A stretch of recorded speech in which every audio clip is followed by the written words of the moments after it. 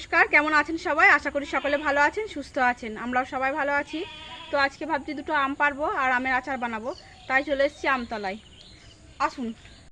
এই গাছের এইদিকে একটা ডাল আছে, এই ডালটায় দেখছি অনেকগুলো আম আছে, এখান থেকে দুটো পেরে নিই। চলুন।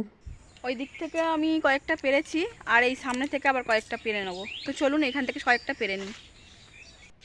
এই যে এই সামনে থেকে কয়েকটা পেরে নেবো। এই যে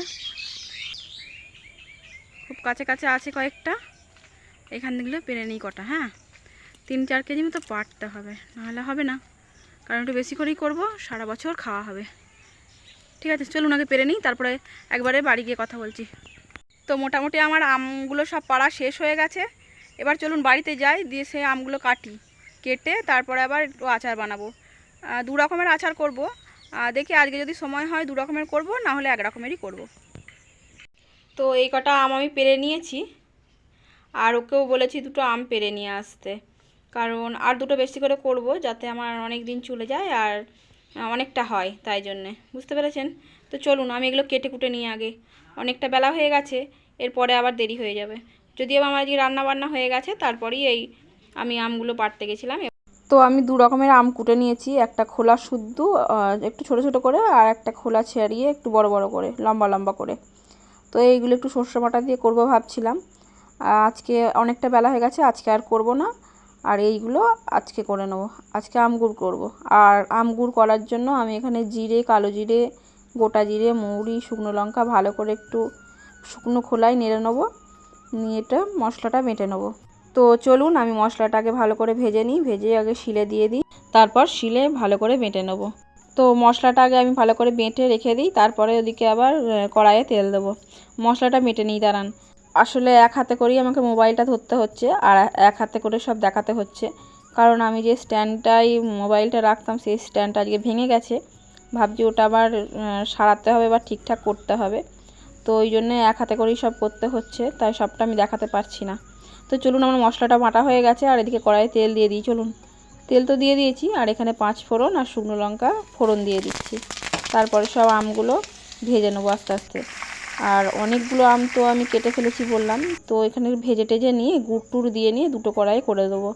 তো চলুন একটু নুন একটু হলুদ দিয়ে ভালো করে ভেজে নিই।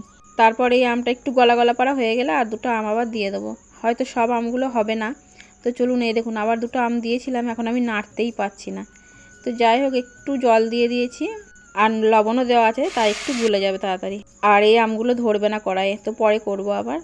যাই হোক, এই যে আমের অবস্থা আমার ভালো করে একদম নাড়তে পারছি না, তো বললাম না একটু জল দিয়ে দিয়েছি। তো তারপরে এবার চাপা দিয়ে দেবো, চাপা দিয়ে দিলে একটু গলা গলা হয়ে যাবে, তারপরে গুড়টা দিয়ে দেবো। তো চাপাটা দিয়ে দিলাম, এবার গলে যাবে সুন্দর। তারপরে গুড় দিয়ে দেবো। এই যে ভালোই একদম নরম নরম পাড়া হয়ে গেছে, এবার আখের গুড়টা দেবো। তো চলুন আমি গুড়টা আগে ঠিক করে নিই, গুড়টা একটু জল দিয়ে নেবো, তারপর আমের মধ্যে দেবো। আর এই যে একদম ভালোই কিন্তু নরম হয়ে গেছে, এবার গুড় দিলে আর অসুবিধা হবে না, সেদ্ধ হয়ে যাবে। তো এই যে গুড়ের অবস্থা, গুড়টা একটু জল দিয়ে নিচ্ছি, দিয়ে খুন্তি দিয়ে নাড়িয়ে নিচ্ছি, নিয়ে এবার কড়াই দিয়ে দেবো। তো কড়াই দিয়ে দিয়েছি, একদম কড়াই থেকে বেরিয়ে চলে যাওয়ার অবস্থা। তো একটুখানি নেড়ে নিই, নেড়ে নিয়ে আমি দুটো কড়াইয়ে করে দেবো। দুটো কড়াইয়ে আলাদা আলাদা করে হলে আর অসুবিধা হবে না। তো আমার এদিকে নাড়া হয়ে গেছে, নেড়ে চেড়ে নিলাম একটু ভালোই, সামান্য একটু ফুটলে, অল্প ফুটলেই আমি দুটো কড়াইয়ে করে দেবো। তো চলুন আগে কড়াইটা নিয়ে চাপিয়ে নিই, দিয়ে দুটো কড়াই করে নিলাম। এই যে দুটো কড়াই নিয়েছি, ভালো ফুটছে, এখন সুন্দরভাবে হয়ে যাবে, না হলে আর নাড়াতে পারছিলাম না। আসলে আমটা আমার বেশি কোটা হয়ে গেছিলো, অনেক আম এনেছিল, তো সব কটাই কুটে ফেলেছিলাম। তো ঠিক আছে, আরেকদিন একটু আচার করে নেবো, কোনো অসুবিধাই নেই। একটু সর্ষে বাটা দিয়ে করবো আর একটু গুড় দিয়ে করে নেবো, তাহলেই হয়ে যাবে। আর এই যে নামানোর আগে একটু বিট লবণ দিয়ে দিচ্ছি, এই কড়াইয়েও দিচ্ছি, এই কড়াইতেও দিচ্ছি, দুই কড়াইতেই একটু একটু বিট লবণ দিয়ে নিচ্ছি।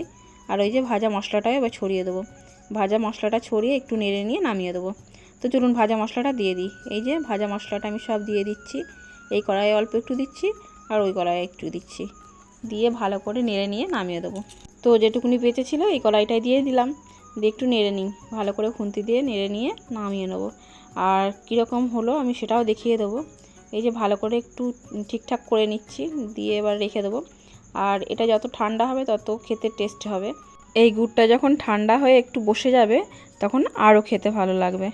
কিন্তু সদ্য সদ্য গরম চাটনিটা অতটা ভালো লাগে না, যত ঠান্ডা হবে তত খেতে ভালো লাগে। এই যে লাস্টে এইরকম হয়েছে আমার চাটনিটা।